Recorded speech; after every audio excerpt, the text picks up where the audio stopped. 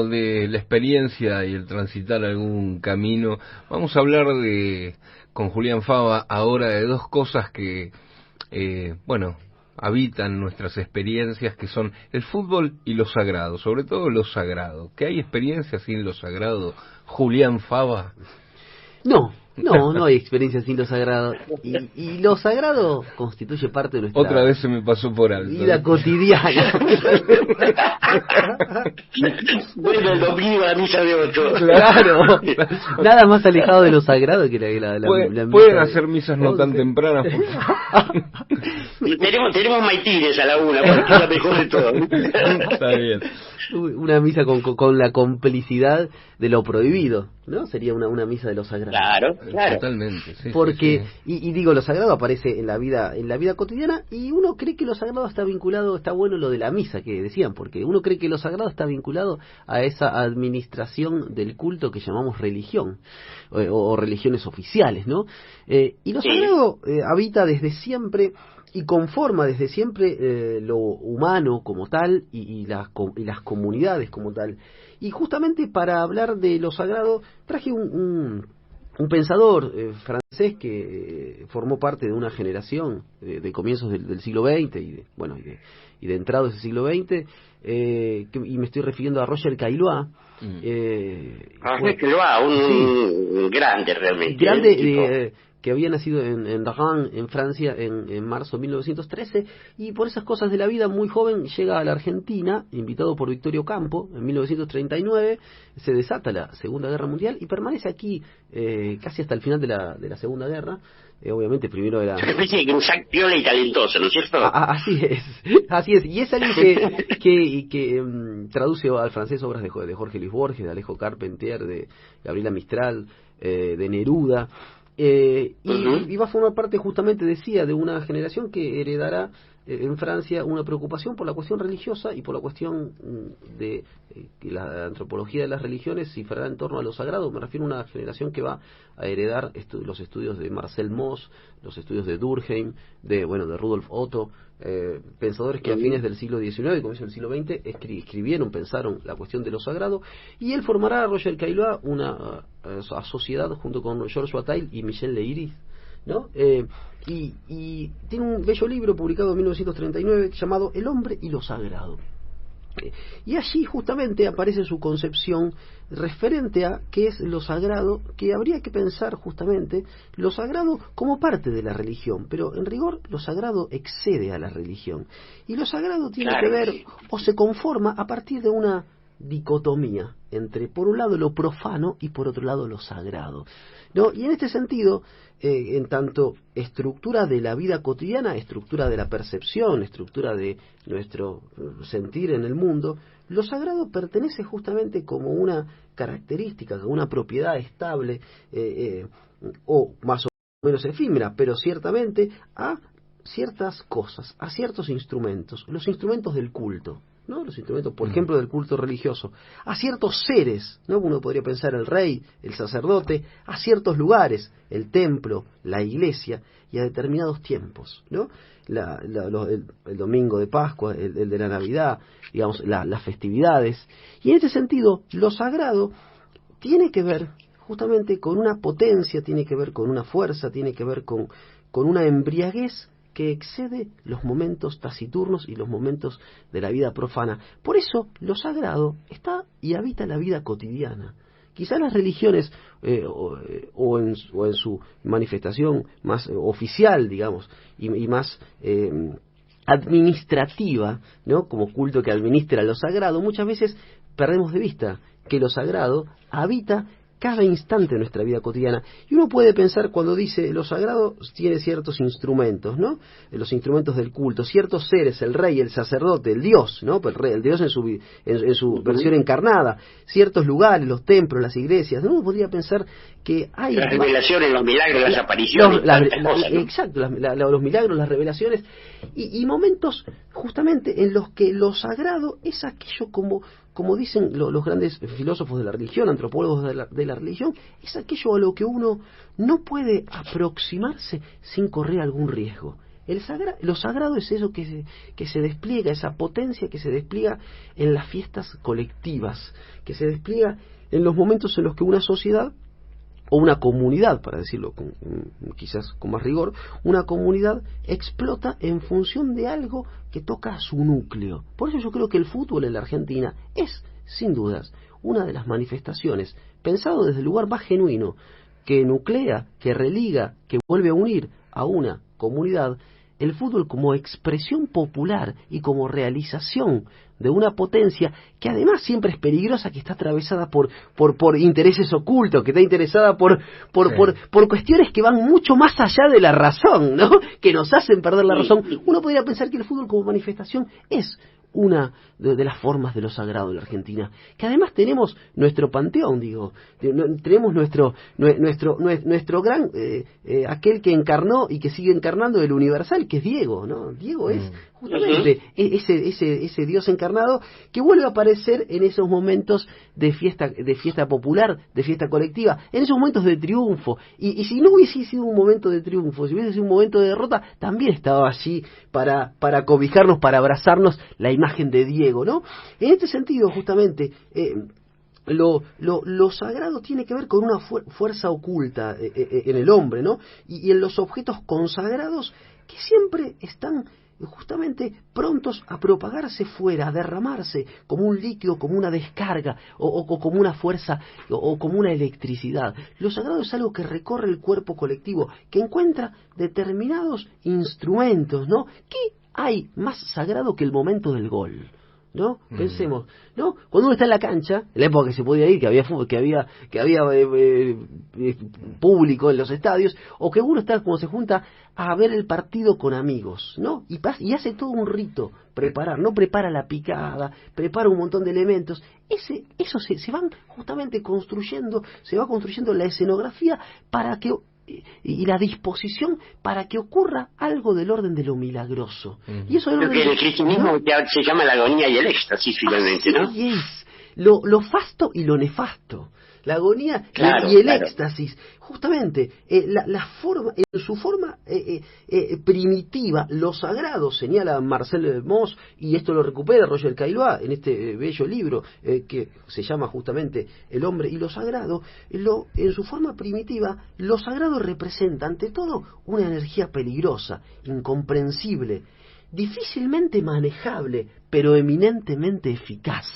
Entonces hay un momento epifánico, casi un momento de realización de la comunidad, en ese momento en el que yo traigo el fútbol porque en Argentina es mucho más que un deporte, es mucho más que un negocio, es algo que quiere ser siempre cooptado por los distintos poderes hegemónicos de turno, quiere ser utilizado, ha sido utilizado por gobiernos dictatoriales, ha sido utilizado por gobiernos también democráticos, con fines donde aparece siempre como, se lo quiere usar para mover a las masas, para ciertos intereses, y es mucho más que eso. El fútbol siempre permanece ahí. Fíjate que la guerra pública tiene esos momentos de epifanía, ¿no? Claro, ni siquiera algo tan brutal como la guerra no los tiene. Exacto.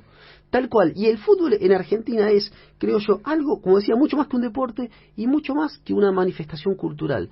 Es algo que tiene que ver con la conformación o en donde se expresa lo común. Por eso creo, algo podríamos pensarlo como momentos de despliegue de esa fuerza peligrosa, de esa fuerza incomprensible, difícilmente manejable. Es difícil justamente manejar esa fuerza. Se puede manejar un arbitraje, sí. Se puede manejar la Conmebol, sí, lo sabemos. Antes lo decía Marcelo en el bloque anterior, ¿no? Los contubernios entre Donofrio y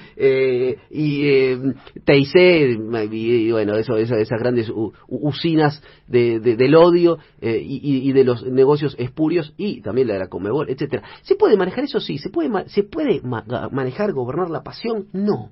Justamente, el gran problema al que se han enfrentado las religiones a lo largo del tiempo, como justamente esas agencias administradoras de lo sagrado. Hoy podríamos pensar los grandes medios de comunicación, podríamos pensar, qué sé yo, la FIFA, si querés, la Conmebol. El problema consiste en captar esa energía de lo sagrado, esa energía incomprensible, peligrosa, difícilmente manejable, pero muy eficaz. Consiste entonces el problema, decía, en captar esa energía y en utilizarla en favor de los propios intereses, ¿no?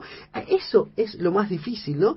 ¿Por qué? Porque a esa energía que que despliega lo sagrado, a esa energía que tiene que ver con el poder y con las fuerzas más propias, más ocultas, pero al mismo tiempo más epidérmicas de una comunidad, de un pueblo. A esa fuerza, digo, no se la domestica, no se la diluye, Y no se la... porque como bien, Perdón, no se como la... bien dice las Sí, decía Jorge. y como bien dicen las escrituras, digo, cuando se contradice esa fuerza, es un fragmento de las escrituras dice, serán días de ira, y entonces habrá que temer de verdad a lo que viene, ¿no? Claro, porque aparece justamente en la historia de las religiones, y digo, en las escrituras, como bien decís, aparece eso que se llama tabú, ¿no? Un conjunto de reglas que lo que hacen es proteger el culto, lo que hacen es proteger eso que sería algo así como la esencia de una comunidad, que es intocable, que muchas veces es indecible, ¿no? Son justamente reglas que operan, que ofician en una comunidad para prevenir las consecuencias de una suerte de contagio mágico que habría si lo sagrado se despliega. Por eso todo festejo siempre tiene que terminar. No quiero llamar, porque estamos en medio de comunicación y hay que ser responsables, todo festejo en Argentina termina con muchas veces con esa casa de comidas rápidas, ¿no? Que sufre alguna rotura, ¿no? Claro. Sobre todo el 12 del 12, ¿no? Sobre todo el 12 del 12, claro, porque la fuerza que se despliega en lo sagrado, como decía Borges, desde una mirada, obviamente, esa mirada condenatoria de lo popular, digámoslo, que decía, recuerdo esto creo que lo hice en una letra o en alguno de los cuentos con Bioy Casares. Siempre hay problemas cuando un pobre se divierte, ¿no?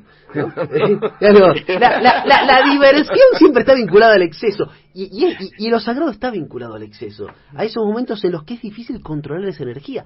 Cuando hay un gol, ¿no? Recuerdo que había algunos técnicos hace algunos años que educaban o querían educar a sus jugadores para que en el momento del gol no festejaran tanto, entonces no perdieran concentración, etcétera. Eso es como querer administrar el orgasmo, ¿no? Sí, como, bueno, claro, es bastante extraño y eso. lo mal que hace eso. Y lo mal que hace eso, claro, ¿no? De hecho, el Loco Gatti decía que el gol es el orgasmo del fútbol, ¿no? Y decía justamente que a esa fuerza no se la domestica, no se la diluye, no se fracciona esa fuerza que atraviesa, que es propia de lo sagrado, es indivisible y está siempre entera allí donde ella aparezca. En cada parcela de la hostia, nos recuerda Marcel Mauss, en cada parcela de la hostia consagrada se halla presente toda la integridad divina de Cristo, y en el más pequeño fragmento de una reliquia, justamente, no posee menos valor que la reliquia intacta, ¿no? Y efectivamente, en cada grito de gol, uno podría decir, en cada manifestación, cada gambeta de Messi, en cada pase como el de hoy de el grande Paul, bueno, allí está también algo de lo sagrado que excede la preciosa técnica de nuestros jugadores de fútbol. Yo me imagino algo, lo sagrado como descubrir algo, ¿no? A veces,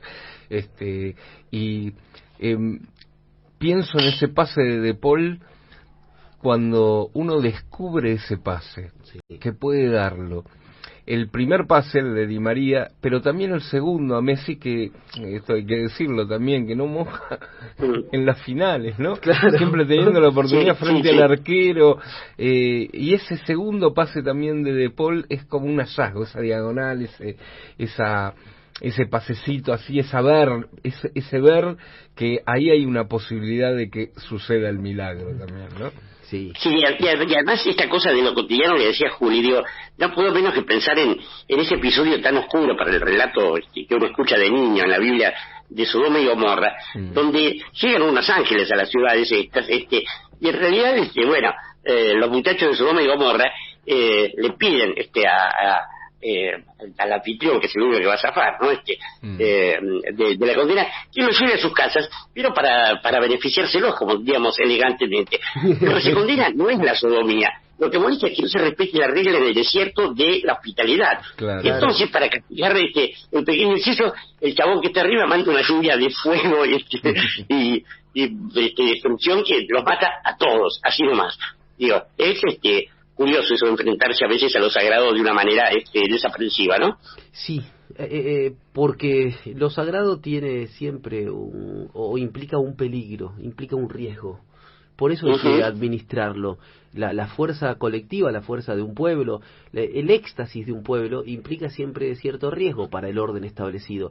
Y lo sagrado y lo profano, porque estamos hablando de lo sagrado, pero lo sagrado no se da sin lo profano. ¿Y lo profano qué es? O en la historia de las religiones, la filosofía de la religión, ¿qué dijo respecto de lo profano? Dijo que justamente lo profano es o indica el mundo del trabajo, el mundo de las obligaciones, el mundo de las regularidades, el mundo servil, el mundo de nuestra vida cotidiana. Y entonces aparecen esos momentos de lo sagrado como momentos de éxtasis colectivo. No puede haber, así como alguien dijo que no podía ser feliz si sus compatriotas no lo eran, no puede haber experiencia de lo sagrado individual. La experiencia de lo sagrado es una experiencia colectiva, es una experiencia común, es una experiencia compartida. ¿Sí? Tiene que ver con una suerte de contagio afectivo.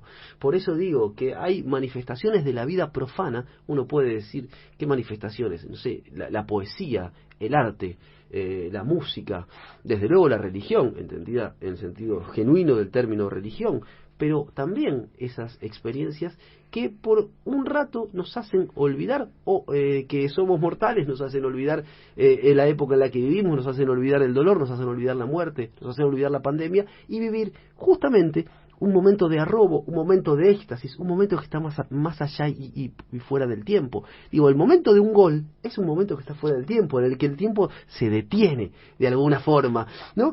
Y este sentido... Fíjate hasta el punto, Juli, pensaba en esa ceremonia que justamente los rosarinos practican año tras año, que es reproducir el gol de Poi, ¿no es cierto? De Poi, absolutamente.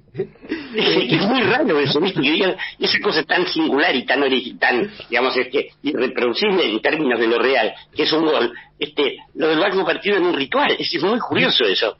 Lo han convertido en un ritual porque hay allí me parece la idea de convertir. Lo mismo hace la religión maradoniana, ¿no? Claro, que tiene sus ritos. Hay personas que se casan según el rito maradoniano. También una parte del rito es hacer el gol con la mano a los ingleses, reproducir el gol de Diego con la mano a los ingleses.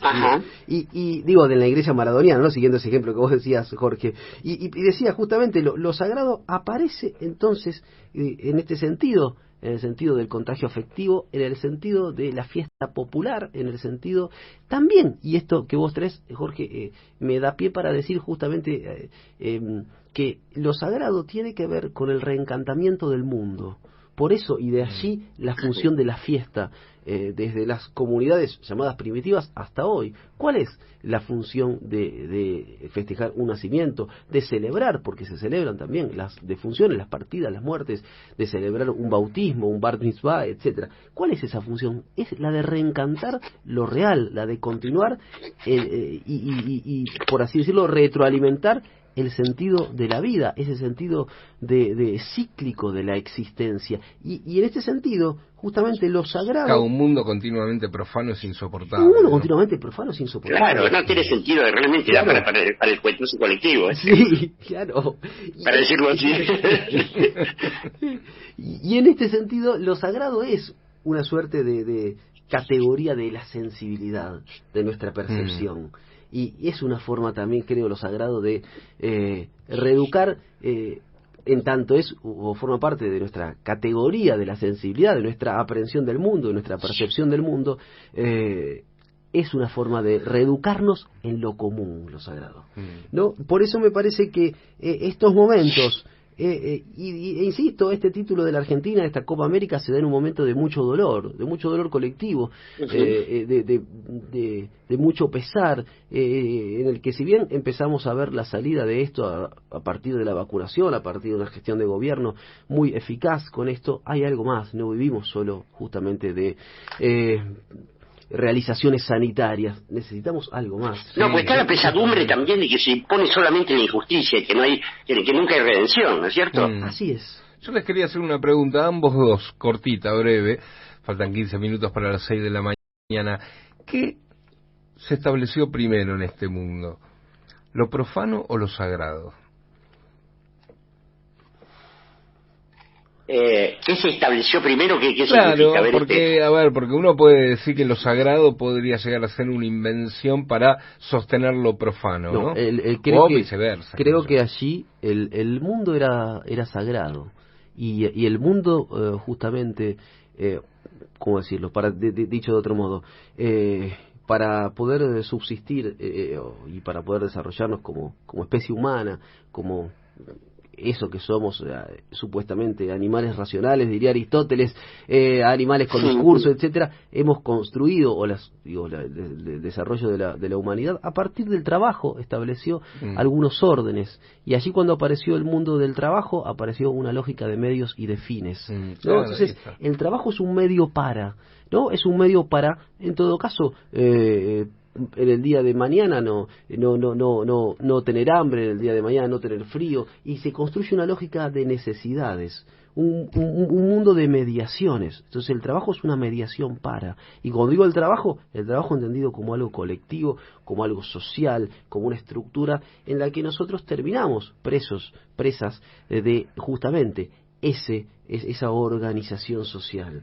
Entonces, aquello sagrado en un punto puede ser el mundo más allá de las prohibiciones, el mundo quizás más allá de las obligaciones, el mundo en el que no había mucha diferencia entre un tigre y nosotros, pero ese mundo no es humano. Entonces me parece que lo sagrado también aparece como una suerte de nostalgia a eso que hemos perdido, que quizás nunca lo tuvimos desde que tenemos conciencia. No sé si se entiende. Lo sagrado en un punto también revela que somos un poco animales, pero somos animales con una conciencia de esa animalidad perdida. Por eso el momento del gol es un momento de éxtasis, es un momento de locura, es un momento de que la razón deja de estar presente, es un momento en el que podemos llegar a desmayarnos gritando un gol, lo que somos fanáticos, ¿no? Y justamente allí hay una conciencia de un paraíso perdido, ¿no? Y creo que estas fiestas colectivas... Por orgasmo en francés se dice pequeña muerte, así ¿no? Es, también es eso. Totalmente. No, porque uno asocia lo profano a lo rutinario y a lo sagrado como algo singular, que no se da todo el tiempo, ¿no? Jorge, sí. Pero yo creo que una forma de narrarlo sería que lo sagrado, como primera cosa establecida, tiene una distracción, porque incluso en las altas esferas de lo sagrado, impenetrable y misterioso, hay un momento de distracción, y que ese momento de distracción es el que crea el mundo de lo profano con los seres humanos ahí, y bueno, y después ya que están los dejamos. Claro. Cada tanto mandamos un diluvio, cada tanto una lluvia de fuego, cada tanto un presidente Macri, qué sé yo, castigos así. Está muy bien. Bueno, muy interesante.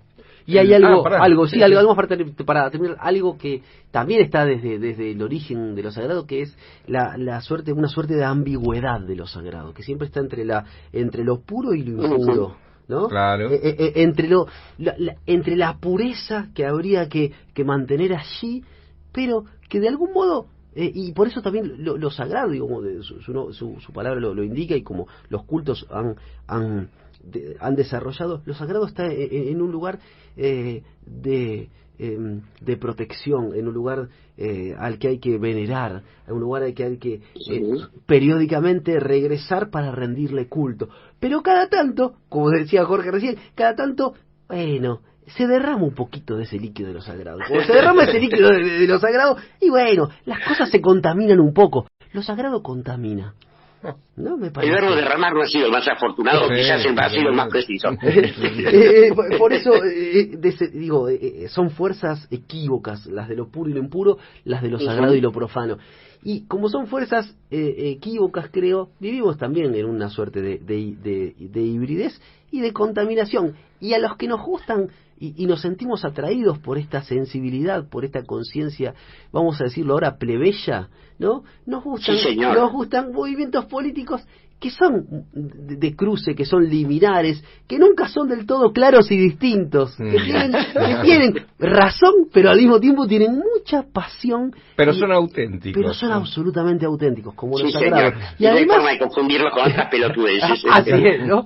Y además contagian, y les gusta mucho a esos movimientos populares las fuerzas que se despliegan, las energías que se despliegan, como decíamos antes, la embriaguez, y que derraman cada tanto alegrías colectivas que nos hacen olvidarnos de nuestro pobre individualismo y fundirnos en un abrazo de gol.